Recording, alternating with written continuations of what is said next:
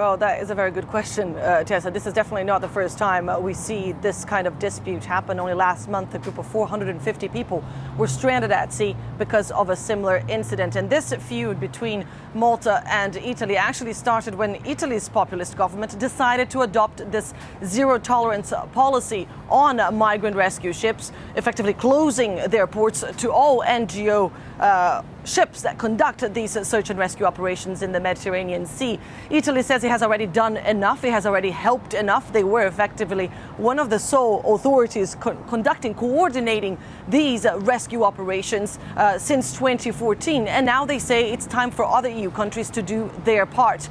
But what is interesting to note here is, one, the fact that Italy is actually accusing its own Coast Guard of not following their directives, which were apparently to let Malta deal with this group of refugees, and the fact that Italy's Interior Minister, Matteo Salvini, is threatening to send the refugees and migrants back to Libya. Well, Libya is not a port of safety. We've seen time and time again human rights abuses reported in these detention centers where these migrants are kept. And so if Salvini's threat was to be carried out, well, there could be legal implications, and it wouldn't be the first time, Tessa, because Italy has already been faulted by the European Human Rights Court because it had sent migrants back to Libya.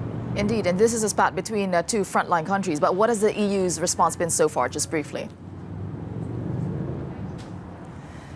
Well, Tessa, the EU has, for now at least, failed to come up with a long-term sustainable disembarkation mechanism that would avoid seeing these rescue ships stranded at sea, and these Coast Guard ships, for that effect, stranded at sea with people on board. But for now, at least, it seems that we are far away from that solution. Back in June, that emergency summit that convened in Brussels to try and find and come up with a unified EU migration policy has actually failed to deliver. So for now, we're likely to see more of these cases of migrants, hundreds of vulnerable people stranded at sea, while Italy, Malta and other EU countries come up with a port of safety for them.